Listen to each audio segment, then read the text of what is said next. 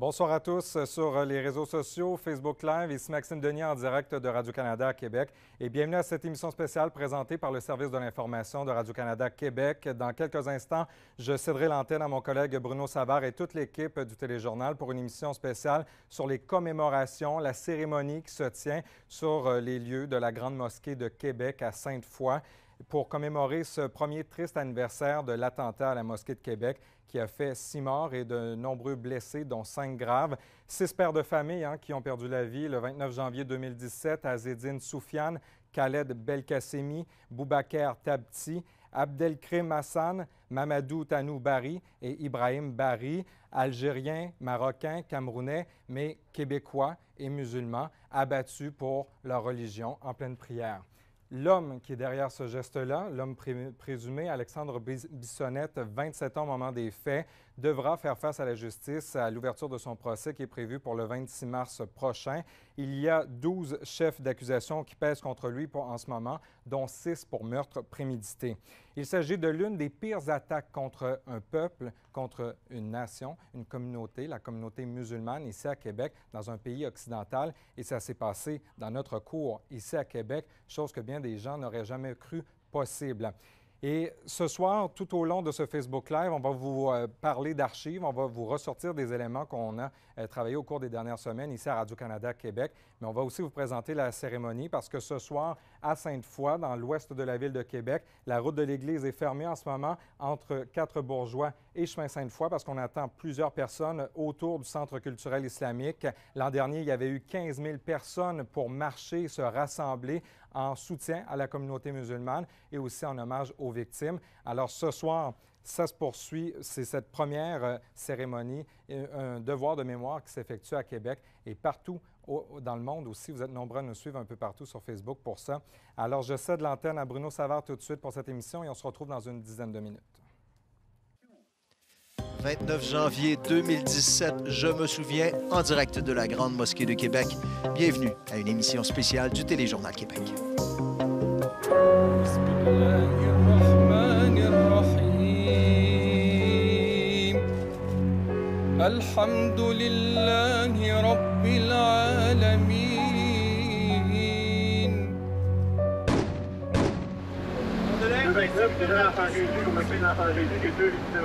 Ici à Québec, une fusillade, des personnes mortes ici à Québec. On a reçu un appel aux alentours de 19h55 concernant des coups de feu.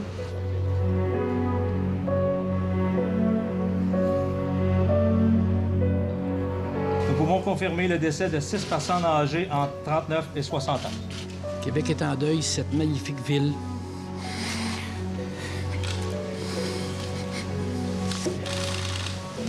Cette magnifique capitale nationale vient de vivre un drame sans nom.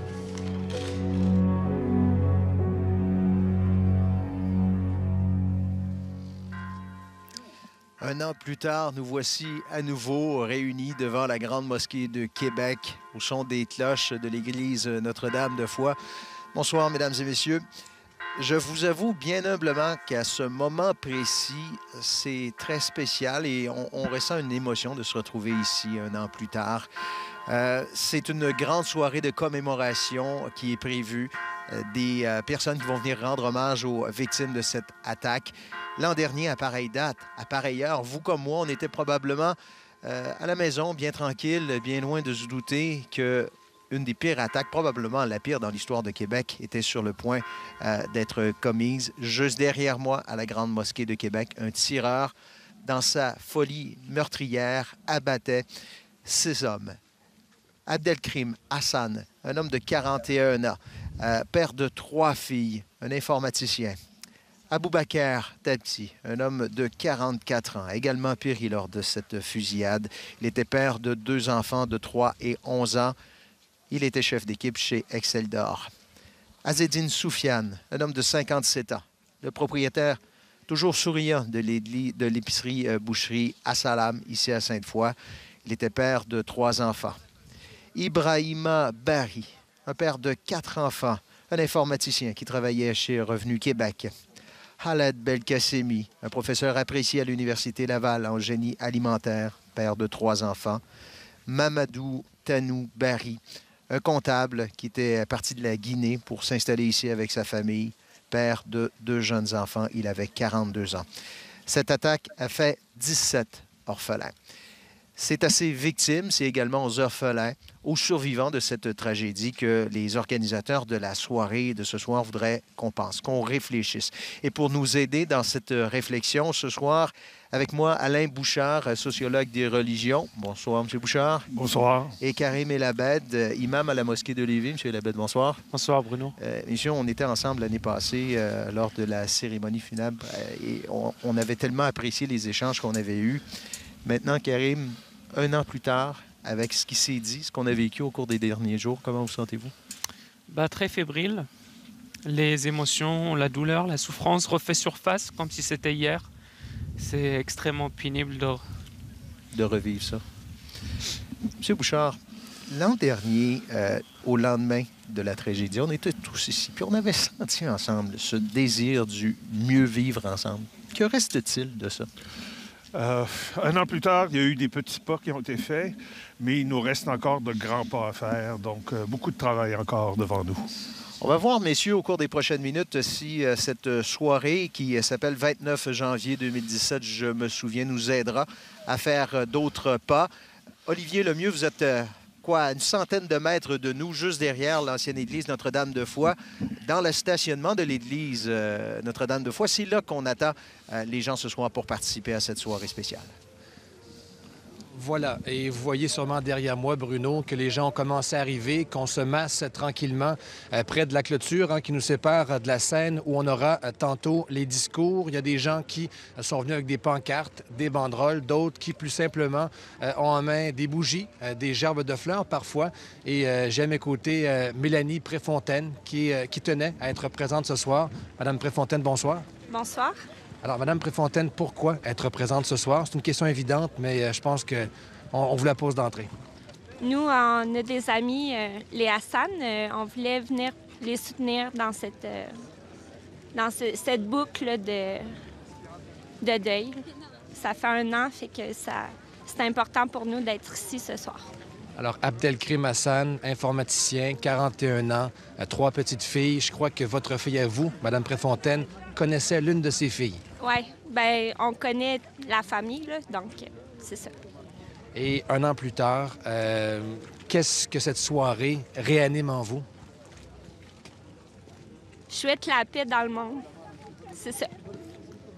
Vous pensez qu'à Québec, on va pouvoir tourner cette page peut-être et envoyer le bon message ce soir?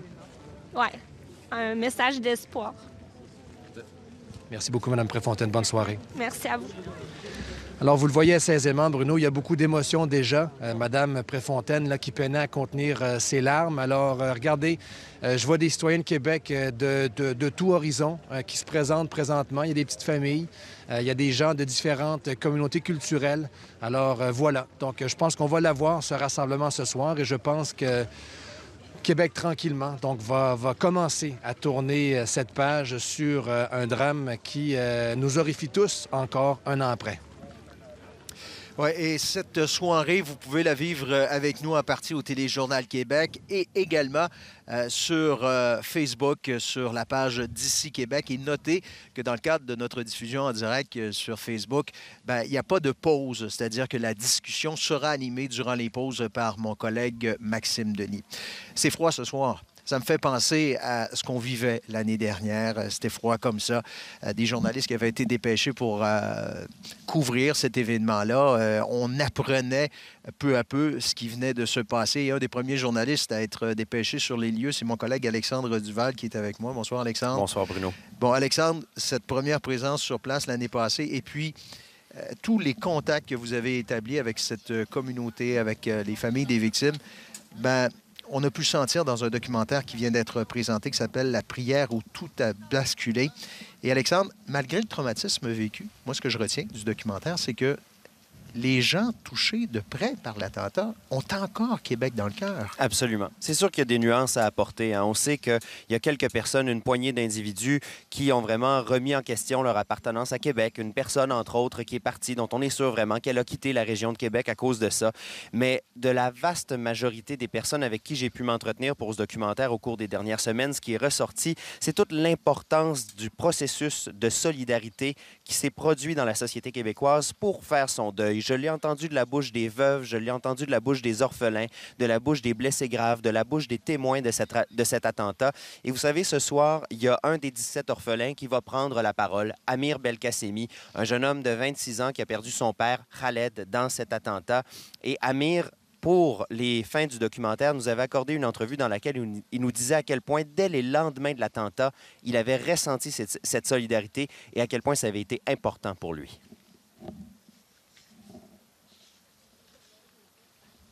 Ils sont installés ici parce que quand ils sont venus ici, ils ont aimé l'endroit, ils ont décidé de s'installer ici à cause de ça. Puis on l'a senti vraiment fortement, oui, au lendemain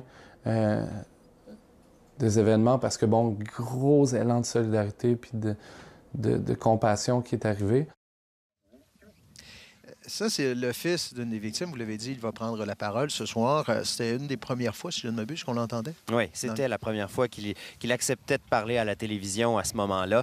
Et il l'a fait justement pour montrer la multiplicité des visages des musulmans de Québec pour que l'horreur ne se reproduise pas dans notre ville. Et parlez-moi de ce passage où il dit « S'il m'avait connu ». Peut-être qu'on n'en serait pas là. Oui. Amir Belkacemi a pour son dire que si le tireur avait eu la chance, me disait-il, de l'avoir rencontré, d'avoir pu discuter avec lui avant de commettre ce geste-là, il dit jamais le geste ne se serait produit. Au sens où, en fait, ce qu'il nous dit, Amir, c'est qu'il y a beaucoup plus de choses qui nous rassemblent que de choses qui nous divisent. Et c'est le message qu'il voulait passer en nous accordant cette entrevue pour le documentaire. Merci beaucoup, Alexandre. Je vous en prie.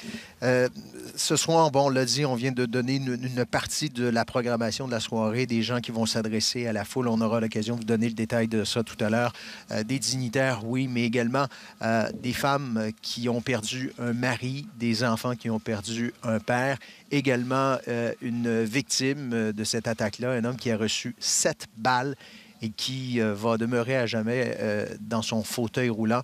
Son témoignage risque également de faire beaucoup réfléchir.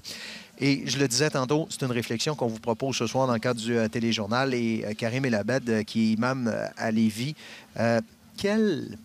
et là, vous venez d'entendre Alexandre qui nous décrivait comment la communauté se sent. Mais quelle plaie demeure encore vive? Ben, c'est une terrible souffrance pour d'abord les gens qui ont perdu des proches. C'est absolument atroce de vivre un deuil comme celui-là. Aussi par rapport à toute une communauté en fait qui s'est sentie visée, mais aussi parce que c'était un peu le point d'orge d'un certain nombre de frustrations, que ce soit au niveau de l'intégration sociale, économique, etc. Donc c'est sûr que c'est extrêmement pénible de retrouver un semblant de vie par la suite. C'est un deuil, M. Bouchard, c'est un deuil vécu par la communauté musulmane, mais on a voulu, dès le lendemain, l'année dernière, dire « Attention, c'est la communauté musulmane, oui, mais également toute la communauté de Québec qui est touchée dans ce deuil-là. » Est-ce que c'est encore un deuil collectif pour la communauté de Québec? Oui, je pense, parce que on le voit ce soir, je veux dire, les gens vont venir, on les a vus l'an dernier. Il y a vraiment une appropriation.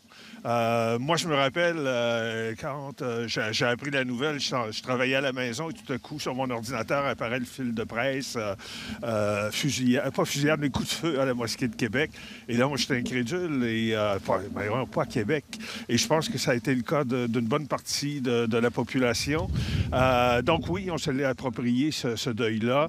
On a réalisé que ça pouvait se passer aussi ici. Hein? On pourrait faire plein de parallèles avec des trucs qui se passent un peu partout à travers le monde aujourd'hui, où tout à coup, les communautés se rendent compte que ça peut se passer à l'intérieur de cette communauté-là. Et c'est ce qui se passe ici actuellement. Donc là, on a tout un travail à faire qui est un long travail de deuil. Mais il est bien fait jusqu'à présent? Je pense que oui. Il faut se donner le temps. C'est pas un coup de baguette magique qui va nous amener à complètement changer. Il faut faire des petits pas. Et donc, tout à l'heure, on entendait une personne qui disait hein, s'il n'y avait pas eu une distance entre nous, peut-être que ça ne se serait jamais produit. Bien, ça, c'est comme une espèce de bloc de glace hein, où petit à petit, il va fondre. Mais pour ça, ça prend des petits pas.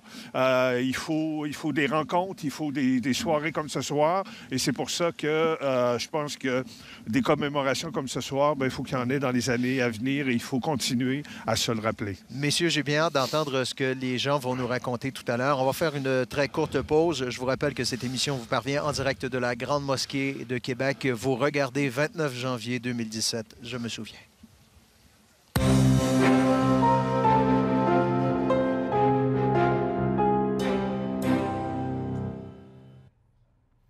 Et ça se poursuit en Facebook Live sur la page Facebook du Québec. Vous êtes nombreux à nous suivre et on continuera ainsi jusqu'à 19h et la cérémonie qui se poursuivra même au-delà de 19h, notamment sur les ondes du réseau de l'information ici au pays. Vous êtes nombreux à réagir déjà. Je vais lire quelques commentaires sur Facebook notamment. Il y a Romain Legal qui est de la France qui nous écrit en disant « Je regarde l'édition spéciale et cela me donne froid dans le dos ».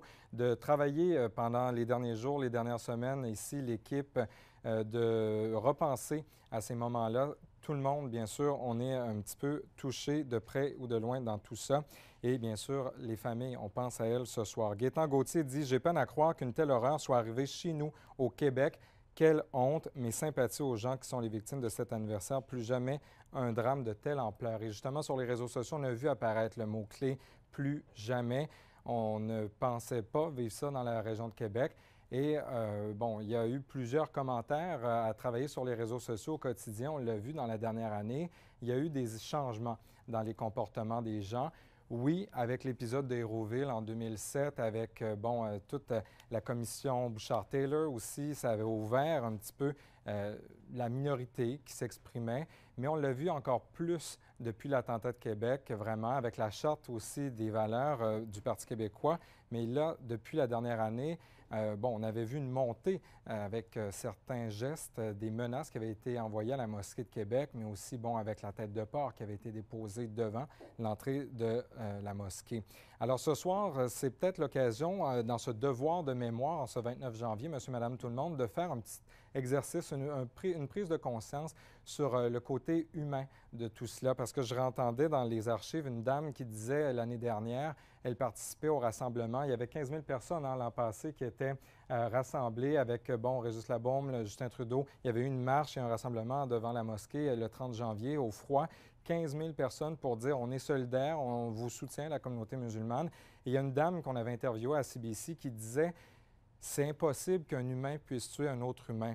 Parce qu'au-delà de la religion, de la couleur, des vêtements, c'est ça au fond, un humain contre un humain. Alors c'est ça qui est encore plus troublant à chaque fois et que ce soit fait ici dans notre cour. Alors 6 victimes, mais comme on le voyait avec Bruno tout à l'heure, c'est encore plus que ça, avec ces 17 jeunes qui n'ont plus de père aujourd'hui, avec ces femmes qui tentent de vivre leur quotidien et de continuer de s'intégrer dans cette société, déjà que c'était fait pour bon nombre d'entre elles, mais un travail qui n'est pas facile. Et sur les réseaux sociaux, je vous en disais un petit mot, il y a eu plusieurs commentaires qui faisaient une comparaison entre pourquoi on en fait autant avec le 29 janvier à Québec, alors qu'on ne parle pas assez, par exemple, de la famille Carrier qui est décédée au Burkina Faso dans un attentat à Ouagadougou. Ce sont deux choses complètement distinctes. Eux étaient allés là-bas travailler et il y a eu une attaque. Là, c'était un Québécois, un gars de chez nous qui débarque dans un lieu de chez nous pour tirer sur des gens qui étaient en train de prier. Ça aurait été dans un centre commercial, ça aurait ciblé une communauté. On en ferait tout autant. C'est un devoir de mémoire en tant que société de souligner ce geste-là. Et ça rappelle la Polytechnique du 6 décembre 89 à Montréal où 14 femmes ont perdu la vie sous les balles de Marc Lépine.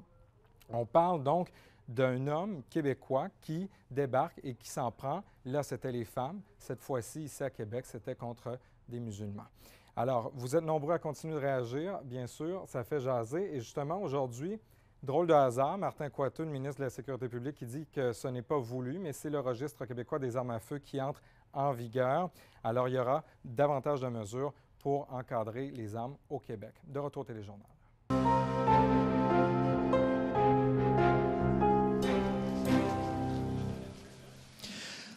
On en voyait tellement de ces bougies l'an dernier, des gens qui étaient venus spontanément se réunir sur place devant la Grande Mosquée pour signifier leur appui aux familles des victimes et participer également dès le lendemain à une vigile qui a été organisée en quelques heures seulement par un comité citoyen dont faisait partie Annie Demers-Caron. Il est avec moi. Bonsoir. Bonsoir, bonsoir. Alors, c'est encore vous qui, cette année, organisez cette soirée? Je fais partie du collectif, du comité organisateur qui, cette année, organise la commémoration, oui, effectivement. J'aimerais qu'on parle brièvement de la façon dont ça s'est passé l'an dernier. Ça a été spontané et totalement citoyen? Totalement citoyen. En fait, on s'est retrouvés, on était plusieurs personnes, on se connaissait même pas, en fait, pour la plupart. On s'est retrouvés sur les réseaux sociaux. Puis très rapidement, là, il est venu évident qu'on devait organiser un espace pour avoir une vigile le lendemain de l'attentat. On a coordonné les actions toute la nuit et puis le lendemain, ça a permis à 15 000 personnes environ de venir se recueillir et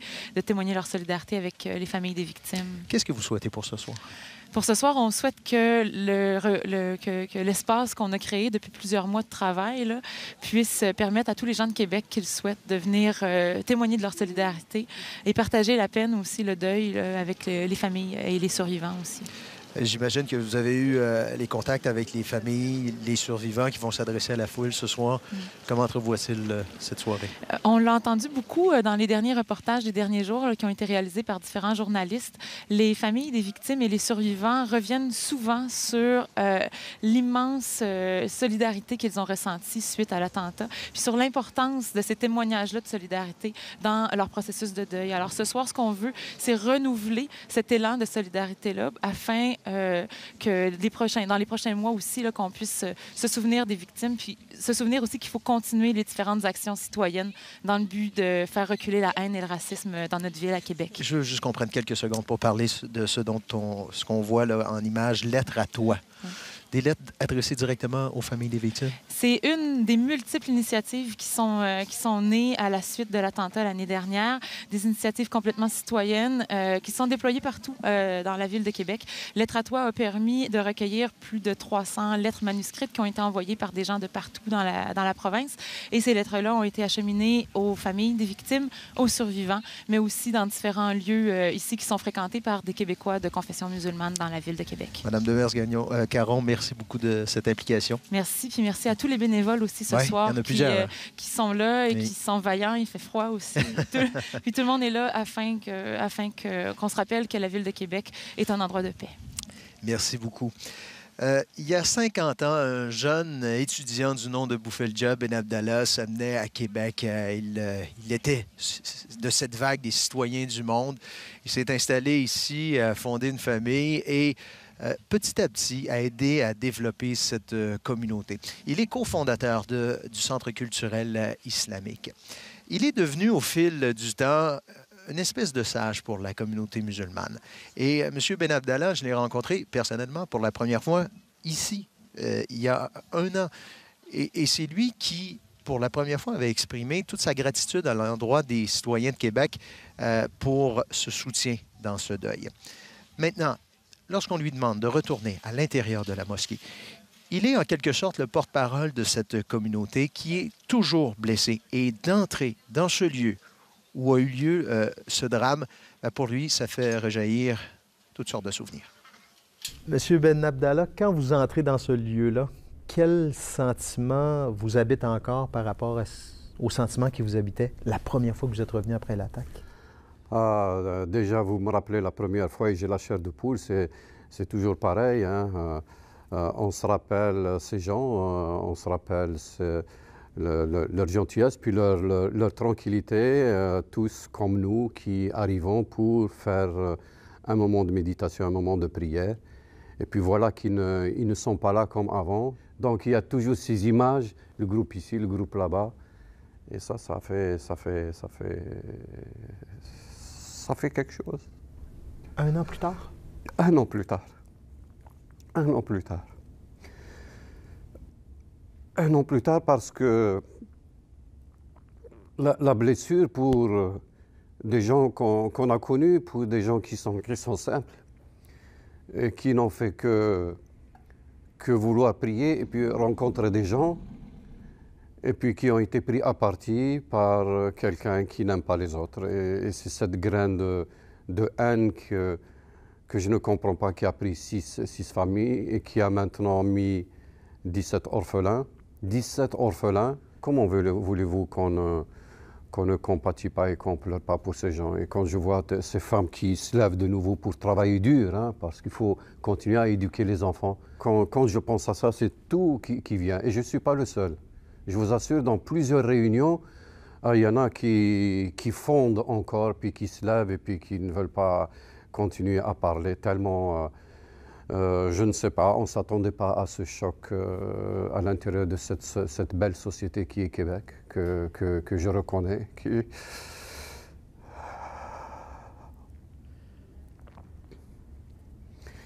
est une partie de nous-mêmes. C'est une partie de nous-mêmes, cette société. C'est nous qui, avec les gens qui la forgeons, on nous met comme si vous êtes encore à part, vous n'aimez pas notre société. Ce n'est pas vrai. Nous sommes dans la société. Nous la forgeons, cette société. Moi, je dis toujours, j'ai voyagé pendant 30 ans dans ma vie à l'échelle internationale. Je faisais l'international et je peux vous avouer, je l'avoue à tout le temps et je le dis au maire, je l'ai dit à plusieurs reprises au maire. S'il y a une société qui a la bonté exemplaire, c'est la société québécoise. Il faut qu'on soit fiers de ça. Quand vous venez ici et que là, vous me décrivez le lieu puis vous revoyez vos amis qui ont été abattus, est-ce que vous êtes capable de trouver assez de recueillement dans ce lieu-là pour recommencer à prier? Est-ce qu'à un certain moment, vous pouvez vous recueillir? Oui, on peut. Je vous dis des choses, peut-être pour certains, ça ne dit pas grand-chose, mais on souhaite être avec eux un jour parce que c'est nos amis et c'est le grand désir de tout le monde. Quand on fait les prières, les gens, je souhaite les revoir. Ils sont avec vous? Ils sont avec nous. Donc ça nous... vous voyez, autant on peut pleurer, mais autant on est content parce que nous, on croit au jour dernier, nous, on croit que le Seigneur qui a créé le monde, il est généreux et ces choses vont se retourner en bien sur tout le monde. Mais je dois vous avouer que certains ne veulent pas rentrer ici. Ils montent à l'étage. Okay. Ils sont encore ébranlés. J'ai un en particulier, il me dit, si je mets le pied à la porte ici, j'ai quelque chose, parce que je les vois, parce qu'il était là-dedans. Il était là, il les a vus. Il a vu son ami tomber sous la balle. Donc il l'a vu. C'est pas il a imaginé comment ça s'est passé. Donc il y en a qui sont encore ébranlés. C'est un traumatisme. Vous m'avez déjà dit une fois que vous priez pour les parents d'Alexandre Bissonnette. Le faites-vous encore? J'avoue que je les ai en pensée. Les parents, je les ai encore en pensée. Mon Dieu, j'y pense encore plus pour prier pour eux, pour prier que cette douleur qui va réapparaître encore le 29 janvier soit une douleur moins forte que le jour où c'est arrivé. Absolument. Et puis lui, je ne dis même pas son nom, j'avais pris l'engagement de ne pas dire son nom. Est-ce que vous pensez encore à lui? Lui, moi, je vous dis, j'avoue que je ne veux pas y penser. Parce qu'il a un visage d'un humain, mais il a aussi le visage de quelqu'un qui a porté la mort au bout de son arme. Ça, je ne peux pas l'oublier. Et les familles ne peuvent pas l'oublier. Et ça, c'est encore ancré, la douleur est encore ancrée. Et cet être humain qui a fait le mal, il est maintenant un exemple qu'il faut prendre pour dire jamais il faut être comme lui. Mais sans haine. Je n'ai pas la haine, mais j'ai la distanciation. Et la distanciation, elle est porteur de messages énormes, tout en respectant toutes les veuves qui sont encore très touchées.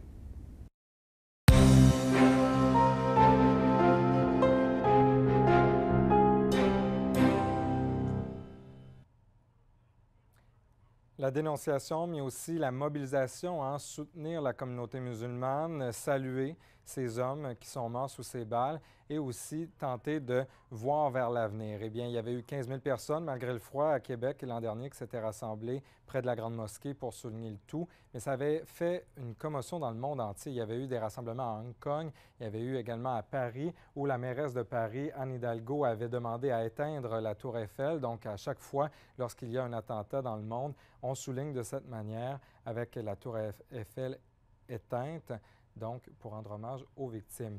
L'attentat de Québec qui a marqué sur le web aussi avec le député de Louis Hébert, c'est la circonscription fédérale dans laquelle se trouve la mosquée. Joël Lightbound, alors tout jeune député qui venait de remporter ces élections, avait demandé pardon aux victimes de l'attentat parce qu'il disait que les mots ont des conséquences, mais que le silence en avait également et que cette minorité silencieuse qui a peut-être un peu plus sorti au cours des derniers mois, donc devait être écoutée et être prise très au sérieux pour éviter d'autres drames comme ça.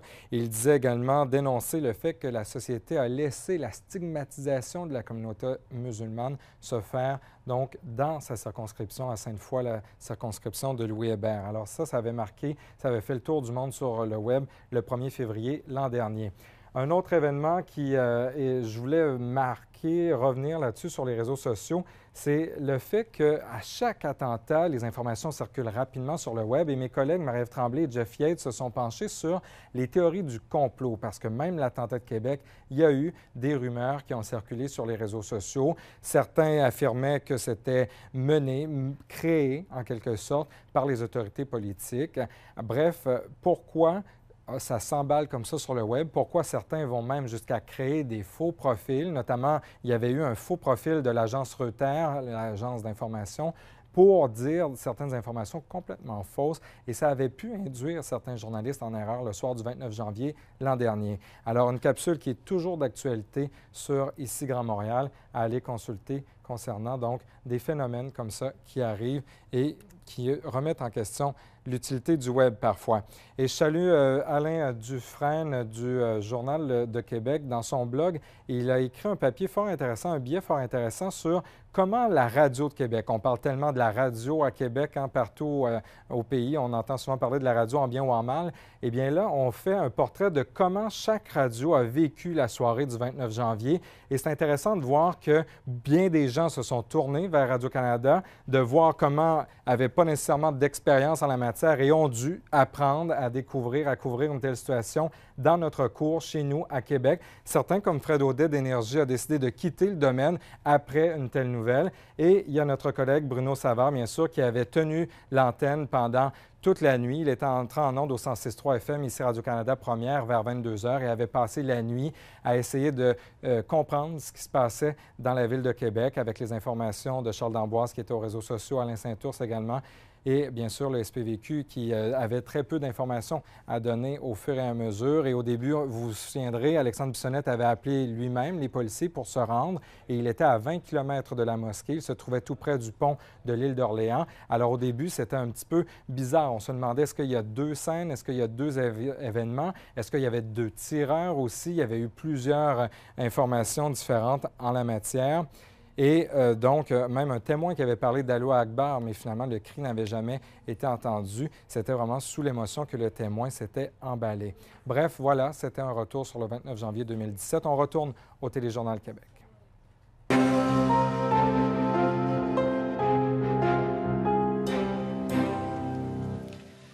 Je vous rappelle qu'on est en direct de la Grande Mosquée de Québec pour cette commémoration. En fait, c'est le dernier événement de ces 4 jours de commémoration pour souligner le premier anniversaire de l'attaque de la Grande Mosquée de Québec, une attaque qui a fait, je vous le rappelle, 6 morts. Olivier Lemieux est juste derrière l'église, là où se rassemblent les gens.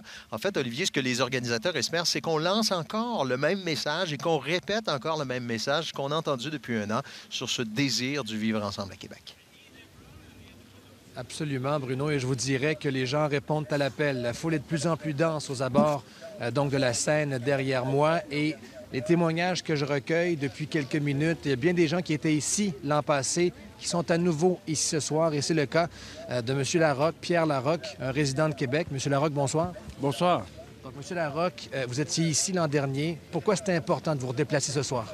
Bien, je pense que c'est important de marquer la solidarité avec les gens qui ont été victimes de l'attentat et aussi de s'exprimer clairement contre le racisme en général. Vous êtes un résident de longue date de Québec, plus de 25 ans, vous me disiez. Ça vous a fait quoi que ça arrive, que ça survienne tout ça dans votre ville? Bien, j'ai trouvé ça très malheureux parce qu'on a l'impression d'être d'une communauté vraiment où il fait bon vivre Et je crois que, comme le maire Labombe le disait, les radios poubelles font en sorte de donner une image à Québec qui n'est pas réelle. Et je pense que c'est important de démontrer que les gens de Québec ne sont pas de cette étoffe-là. Alors, vous espérez que le rassemblement de ce soir va envoyer le bon message. C'est ce que j'entends. Bien, on essaye de l'envoyer le message quelques fois, mais bon, le maire Labombe, l'année dernière, il disait qu'il faut frapper les gens qui font de l'argent avec ces radios-là. Et je pense que là-dessus, on n'a pas avancé beaucoup. Monsieur Larocque, merci d'avoir pris le temps. Merci, très bien. Alors voilà, des opinions assez tranchées. Il y en a toutes sortes, je vous dirais, d'opinions dans cette foule. Un témoignage parmi d'autres ce soir. Bruno, de retour à vous. Merci beaucoup, Olivier. On sera en direct de cette scène dans quelques minutes parce que dès 18h35, me dit-on, il y aura les premières reprises de parole.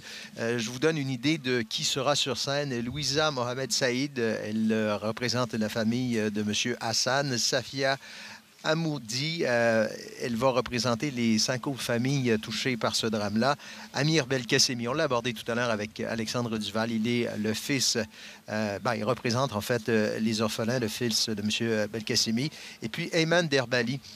Ça, c'est cet homme qui, par un geste héroïque, a tenté de freiner le tireur et il s'est retrouvé avec 7 balles.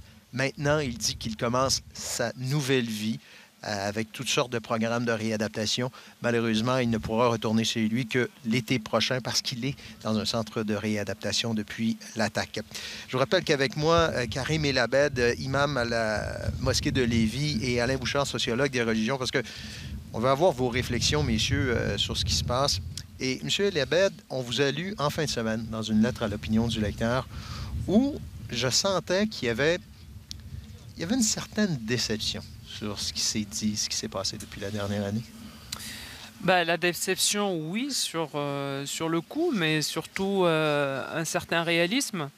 Donc, nous sommes une seule communauté, nous devons nous dire les choses telles qu'elles sont. Et de par ma fonction d'imam, en fait, moi, j'encaisse, je catalyse beaucoup d'opinions, beaucoup d'états d'âme, en fait, des fidèles, des musulmans qui viennent vers moi pour me parler de leur frustration de vivre ici. Pas tous, bien entendu, et heureusement, Dieu merci.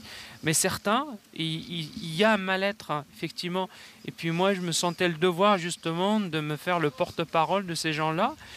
Et mon propre porte-parole, bien entendu, parce que moi, je suis un de la communauté. Ouais. Je fais partie de la communauté.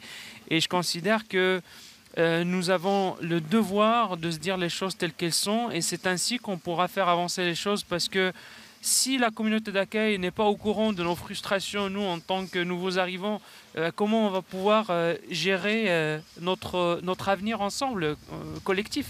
Vous avez vécu en France, puis j'aimerais qu'on profite de cette expérience-là, parce qu'il y a un avertissement dans votre texte. C'est-à-dire qu'en France, vous dites, on a cessé de se parler, on a cessé d'échanger, et il est arrivé des déchirements profonds dans cette société-là. Vous nous avertissez de ne pas prendre cette voie-là, dans le fond. Absolument, oui, tout à fait, je vous confirme. J'ai vécu une quinzaine d'années en France. J'ai vécu juste après les attentats, justement, des années 90. C'était extrêmement pénible parce que ce soit la classe politique ou les médias ou la populace de manière générale stigmatisait de façon systématique la population musulmane de France. Et malheureusement, ça a donné un certain nombre de frustrations, un certain nombre de ressentiments envers la France. Et ça a donné malheureusement des attentats, d'autres attentats, comme on l'a vu récemment en fait les 2 dernières années. Et ça, c'est malheureux. Et je constate que les erreurs d'il y a 10, 15, 20 ans, en fait, ça rejaillit sur nous en fait au bout d'un certain temps. Et je ne veux pas que notre société aujourd'hui, la société québécoise, engendre des gens qui vont faire des folies dans 10, 15, 20 ans. Il faut régler les problèmes dès aujourd'hui et ne pas faire les erreurs d'un système d'immigration assimilationniste, d'acculturation, et que que ce soit le musulman ou n'importe quel immigrant, quand il vient pas uniquement comme un simple outil de production dans un pays, mais il vient avec son identité, avec son âme, avec un certain nombre de choses qu'il représente. Et il va falloir en tenir compte pour que l'intégration puisse être une intégration inclusive et non pas une intégration simplement pour alimenter l'outil de production de notre économie. Et l'économie. Messieurs, je vous garde avec moi parce qu'on va faire une courte pause et au retour, vous avez parlé des politiciens français. Les politiciens d'ici, on en discutera tout à l'heure pour savoir s'ils ont posé les bons gestes. Je sais que vous attendiez cette journée contre l'islamophobie. Il y a encore du flottement du côté du gouvernement du Québec. Est-ce qu'on va l'aborder? On verra bien. Puis nous, on aura l'occasion d'en discuter un peu plus tard. On va faire une très courte pause. Au retour, on devrait être en mesure de vous présenter les premiers discours dans le cadre de cette soirée de commémoration, hommage aux victimes de l'attaque du 29 janvier à la Mosquée de Québec.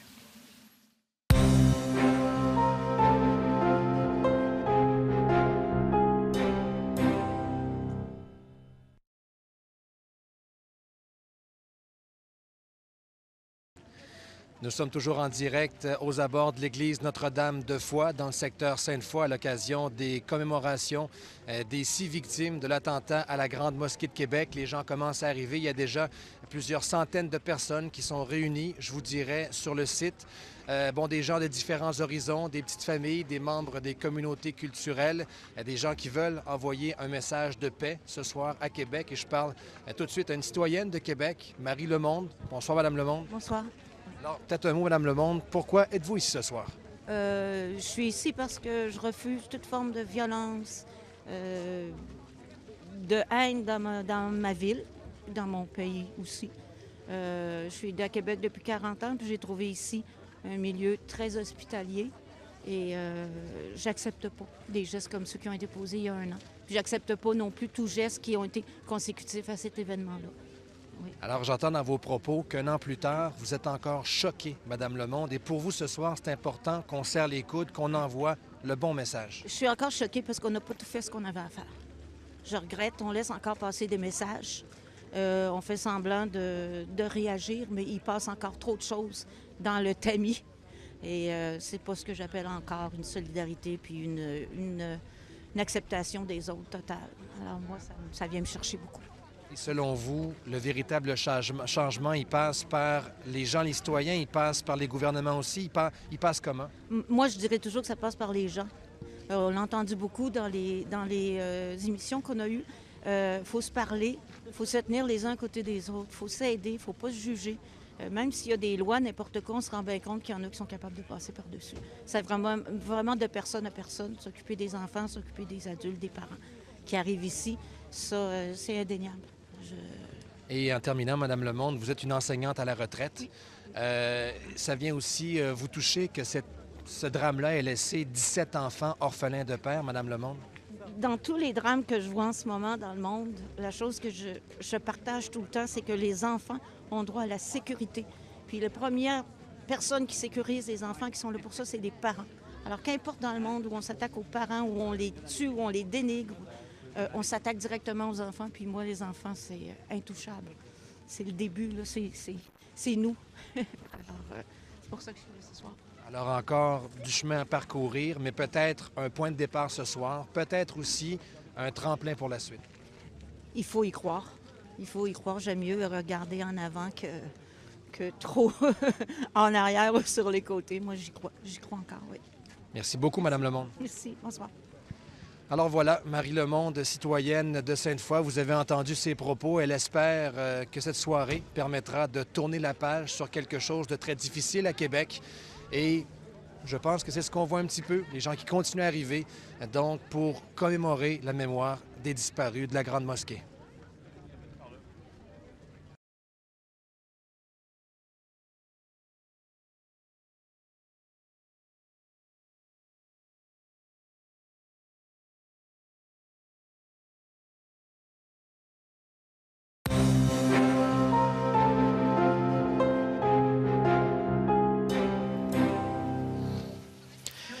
cette parade des dignitaires qu'on avait vue l'an dernier, elle se répète ce soir dans le cadre de cette soirée de commémoration. Je vous rappelle que cette émission spéciale vous parvient en direct de la Grande Mosquée de Québec. En fait, juste devant la Grande Mosquée, elle est juste derrière. C'est là que le drame s'est joué l'an dernier. Probablement des milliers de personnes sont attendues juste de l'autre côté. On voit des images en direct là, des gens qui s'amènent. Je veux aborder un point avec vous, Roméo, M. Bouchard, Alain Bouchard. On voyait les politiciens qui s'amenaient. Oui, il y a le message du peuple. Puis c'est une organisation citoyenne, ce qu'on a ce soir. Mais le rôle des leaders politiques, il est important. Oui, il est extrêmement important parce que ils doivent donner l'exemple. Hein. Ils sont l'incarnation de la démocratie, donc de la voix du peuple. Et puis, dans tout ce qui se passe actuellement, je pense qu'ils sont un peu aussi représentatifs de ce qui se passe dans l'ensemble de la population. Et là, je m'explique. Rappelez-vous, lorsqu'on a regardé au printemps dernier le sondage CROP que Radio-Canada avait commandé sur la question, justement, de la tolérance. Et il y avait quelque chose d'intéressant où un fort pourcentage de la population disait « Oui, on est enrichi par l'immigration, ça vient enrichir notre culture. » Et la question suivante, c'était « Est-ce que ça vient menacer notre identité, menacer notre langue? » La réponse était aussi majoritairement oui. Donc, il y a un désir, mais tout à coup, il y a une espèce de réticence. Et ça, on l'observe chez des politiciens qui, ce soir, vont nous rappeler que c'est le vivre ensemble, etc., mais ce qui n'a pas empêché l'Assemblée nationale d'adopter une loi où il y a des signes religieux qui ne peuvent pas être portés. Et là, il y a une discrimination qui... et tout à l'heure, notre ami parlait de comment il faut se parler, comment il ne faut pas créer d'exclusion. Moi, quand je vois une exclusion du côté politique, ça me laisse songeur. Et moi, j'aimerais que le débat il s'élève un peu à ce niveau-là parce qu'il est très souvent partisan et, entre guillemets, populiste, c'est-à-dire on est à l'écoute des sondages, de ce qui circule. Et moi, je m'attends à autre chose de nos politiciens. Parlons-en, Karim Elabed, de ces... Oui, il y a les paroles des politiciens qui seront prononcées tout à l'heure, mais les gestes. Et je sais que la communauté, bien qu'elle ait un peu reculé sur sa demande du 29 janvier comme journée contre l'islamophobie, je sais que ça vous a déçu, ça, que ça ne soit pas d'emblée intégré par les politiciens. C'est décevant de voir qu'on n'a pas saisi l'occasion, justement, de donner un signe d'inclusion justement à la communauté musulmane, parce que l'islamophobie, il ne faut pas se le cacher, ça existe. C'est pas parce qu'on le reconnaît que c'est une tare en soi. Ça existe dans toutes les sociétés, dans tous les pays du monde quasiment. Et ce n'est pas uniquement l'islamophobie, c'est l'exclusion de manière générale, que ce soit de la discrimination sur des bases ethniques, sur des bases raciales, sur des bases religieuses, etc. Donc, lorsqu'on reconnaît un problème, c'est un début de la résolution de ce problème. Et tant et aussi longtemps qu'on continue à crier à tue-tête que l'islamophobie n'existe pas, que le racisme n'existe pas, on ne pourra pas avancer dans le débat. Et là, je pense que c'est de la responsabilité de nos hommes politiques de porter justement ce débat et d'être franc avec la société et de se dire qu'il y a un problème. Les stigmatisations, il y en a énormément. Il y a un problème. Et il faut à partir de là commencer à se poser les vraies questions pour trouver les bonnes solutions. M. Bouchard, est-ce qu'il y a une façon Québec de réagir? Parce que dans à peu près toutes les sphères, on dit que Québec agit de façon différente. Est-ce que dans ce cas-ci, Québec, avec ce drame qu'on a vécu, agit de façon différente que ce qu'on aurait fait ailleurs? Moi, je pense pas. Parce que lorsqu'on regarde, par exemple, dans d'autres pays, ce qui s'est passé en France, Bataclan, etc., non, il y a... si on vient... Pour la question politique, là, je pense que oui. Citoyenne, ça me semble être, donc, manifestation de solidarité. Et puis, il y a de petits pas qui se font. D'un point de vue politique, oui, ici, on est... lorsqu'on touche la question religieuse, on est est très frileux, qui fait que peu de politiciens veulent prendre à bras-le-corps la question, que ce soit, par exemple, ce qu'on vient de parler, la question de l'islamophobie. Et pour moi, c'est la question de la stigmatisation. Rappelez-vous, lorsque on a proposé d'avoir une commission sur donc ce qu'on appelait le racisme systémique, tout le monde, en tout cas ceux qui se sont prononcés, ont dit « Voyons, non, c'est de l'autoflagellation, ça n'existe pas », alors que, comme on vient de le rappeler, ça existe et il faut s'en parler. Mais ces débats-là, M. Bouchard, là, du point de vue de la sociologie, ces débats-là, ces grands débats sur les accommodements raisonnables, sur le vivre ensemble, sur l'identité, est-ce que ça sert ou ça nuit? Moi, je vous dirais qu'à long terme, ça sert. C'est-à-dire que, pour faire une analogie, hein, on dit des fois, est-ce qu'on doit gratter un bobo ou pas? Là? Ouais. À mon avis, oui, il faut. Parce qu'il faut que ça sorte, il faut que ça s'exprime. Et moi, je suis partisan de ce qu'on entendait tout à l'heure, c'est-à-dire qu'il faut se dire les choses. Et le plus sincèrement possible. Et à mon avis, oui, ça doit se faire, ce type de débat-là. Juste derrière nous, il y a des gens qui se préparent pour les premiers discours. Selon ce que j'en comprends, on décide de faire une autre pause tout de suite pour qu'on puisse être en mesure de vous faire entendre le plus de discours possible avant qu'on puisse donc se quitter pour 19h. On me dit qu'on a tout juste le temps de vous présenter un reportage qui a été produit par ma collègue Nicole Germain. Elle s'est rendue tout juste à côté ici, à l'école, où environ 40 des enfants sont touchés directement par le deuil vécu et qui se répète jour après jour depuis la dernière année. Voyons comment on discute avec ces enfants.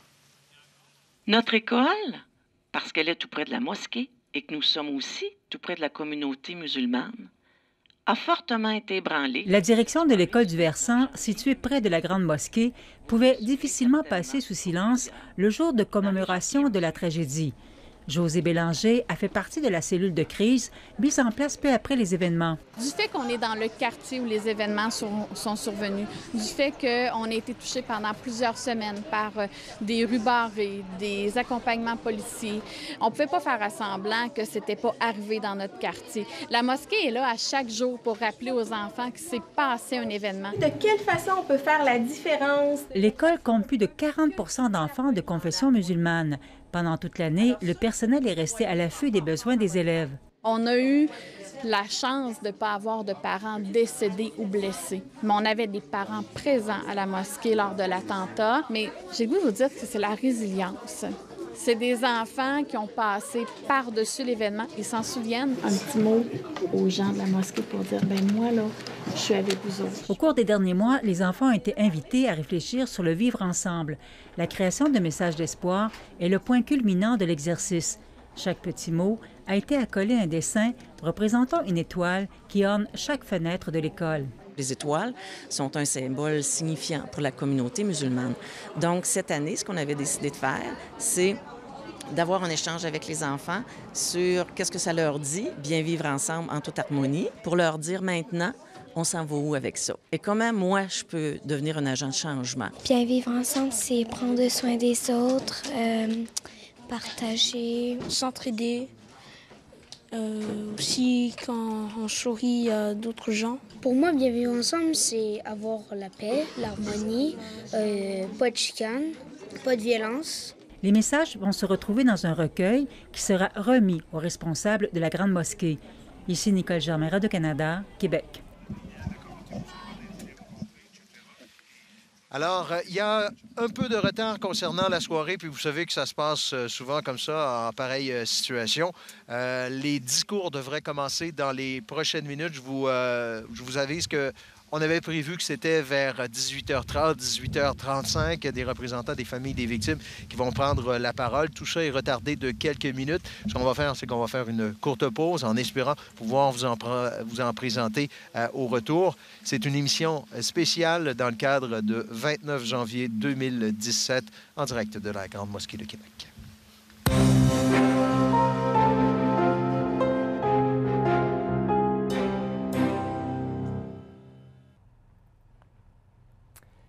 Et ça se poursuit en Facebook Live, mesdames, messieurs. Merci de nous suivre encore sur la page Facebook d'Ici Québec avec ces commémorations de ce premier anniversaire de l'attentat à la Grande Mosquée de Québec. Alors, pour vous situer, pour ceux qui ne sont pas connaisseurs de la région, on se trouve donc à Sainte-Foy, dans l'ouest de la ville de Québec. On est au Centre culturel islamique de Québec, là où ça s'est déroulé le 29 janvier 2017. Et la circulation peut être perturbée en ce moment dans le secteur. Le reportage qu'on vient de voir de ma collègue Nicole Germain sur ces jeunes avec leur joli message d'amour, d'espoir et de paix, eh bien, il se retrouve sur le site de radiocanada.ca/Québec. Je vous invite à aller le consulter avec ce petit Éline notamment qui disait « L'amour, c'est pour toujours » avec son petit signe de paix. Les enfants n'ont pas les mêmes réflexions en vieillissant. Certains changent de comportement malheureusement. Et il y a ce dossier bien complet, radiocanada.ca/mosquée, dans lequel vous allez revivre l'événement avec des discours, des témoignages. C'est un papier long qui prend une quinzaine de minutes à lire, fort intéressant pour voir comment, notamment Eman ici qu'on voit, qui a reçu 7 balles d'Alexandre Bissonnette le soir du 29 janvier 2017, qui est devenu tétraplégique, mais qui travaille fort pour se garder vivant, comme il dit, dans sa deuxième vie maintenant. Alors, un reportage aussi en format télé, l'émission Enquête qui vous a présenté ça jeudi dernier, c'est disponible sur radiocanada.ca/enquête, où on voit les témoignages de témoins, de victimes, de survivants, comment les gens s'en sont sortis. Et il y a notamment le fils d'une des victimes, Amir Belkacemi, qui exprime dans le reportage que si le tireur présumé Alexandre Bissonnette l'avait connu, eh bien l'événement ne serait jamais survenu. Amir Belkacemi qui réussit bien sa vie comme monsieur, madame, tout le monde ici à Québec en ce moment, et il aurait aimé donc lui faire connaître sa réalité. Bref, l'ignorance, la peur, ça amène certaines personnes dans des coins sombres de la vie. Espérons que ça ne se reproduira plus jamais. Il y a eu une émission fort intéressante cet après-midi sur les ondes d'Ici Première avec ma collègue Louise Boisvert où elle parlait de vivre ensemble au-delà du voile. 5 femmes musulmanes qui ont raconté leur quotidien, ce que c'est d'être musulmane à Québec avant et après le 29 janvier 2017. Une entrevue d'une heure, une émission d'une heure qui est disponible sur notre site radiocanada.ca/Québec. Et je vous invite également à consulter notre site pour suivre l'évolution de cette commémoration ce soir. Tous les détails y seront. Il y a une équipe qui travaille fort au web pour vous tenir au courant. Et bien sûr, sur nos divers réseaux sociaux, Twitter, Facebook, Instagram, il y aura albums photos et autres éléments d'information sur cette soirée. Si vous désirez suivre la couverture encore de la soirée, eh bien, allez sur le téléjournal 18h sur la page Facebook, puisque comme il y a eu du retard avec les discours, ça va se poursuivre pour une bonne partie de la soirée. Au revoir.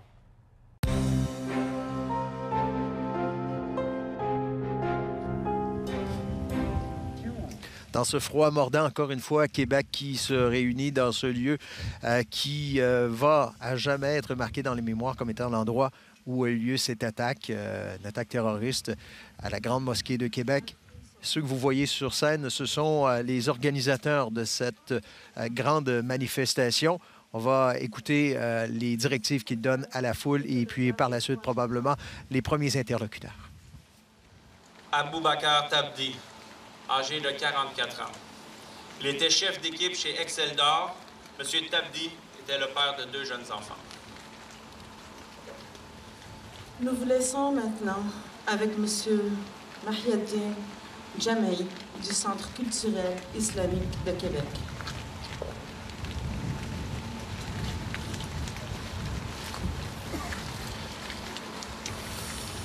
Il y a un an, je savais que vous étiez là. Mais ils ne pouvaient pas être là avec vous. Leur corps, leur cœur, leur âme étaient bouleversés, déchirés, meurtris. Ce soir, ils sont là avec vous, pour vous. Certains sont avec vous, là, en ce moment, parmi la foule. Et d'autres sont ici,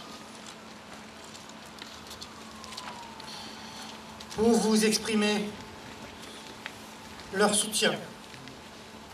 Laissez-moi vous introduire Louisa Mohamed Saïd pour la famille du Shahid Hassan.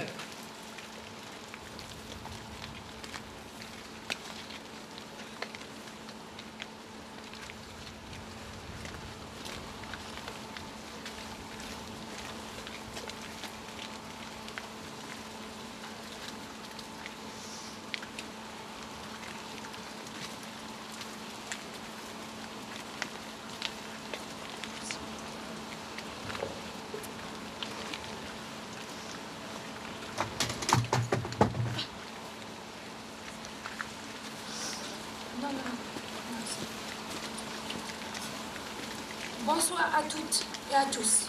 Azouf Laouen. Salam alaikum. Monsieur le Premier ministre, pardon, excusez-moi. Monsieur le Premier ministre du Canada, Monsieur le Premier ministre du Québec, Monsieur le maire de Québec, Mesdames et Messieurs les dignitaires, chers concitoyens, chères concitoyennes, nous sommes tous réunis ici pour commémorer la perte de nos chers disparus. Cette soirée funeste que fut celle du 29 janvier 2017 restera gravée à jamais dans nos mémoires.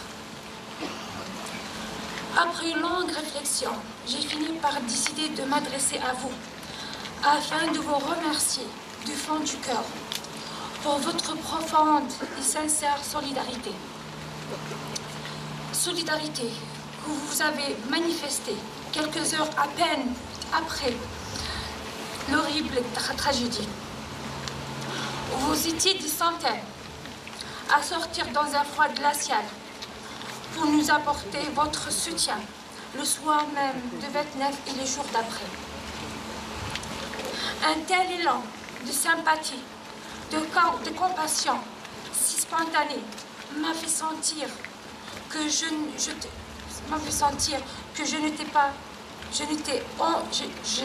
entourée. Il m'a fait comprendre que je n'étais pas seule face au drame qui venait de me frapper plein de fouet.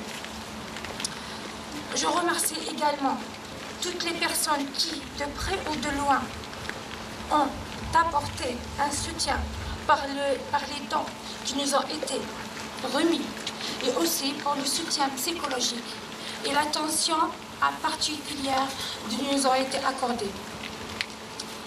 Depuis le jour de drame, vous ne pouvez imaginer à quel point toute cette sollicitude nous a énormément aidés à surmonter notre immense peine. Pour dire vrai, l'événement est toujours présent dans notre quotidien. Et on sait qu'on n'oubliera pas si facilement. La peine est toujours vive, parfois la douleur plus intense qu'un certain moment. Mais la vie continue et on essaie de vivre avec.